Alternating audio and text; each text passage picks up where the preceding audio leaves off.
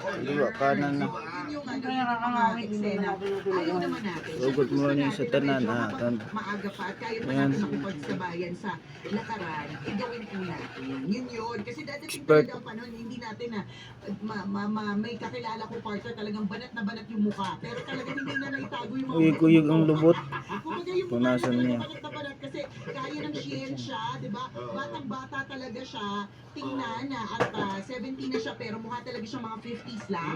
Minsan nga napagkakamalang pang late 40s. Ganun yung itsura niya. Pero hindi na maitago talaga yung mga sakit na mga kasukasuan. Di ba? Kasi yan, parang feeling ko hindi na carry masyado ng siyensya unless talagang super exercise, ganyan. So, dadating talaga hindi natin maaari natin i-slow down ang aging.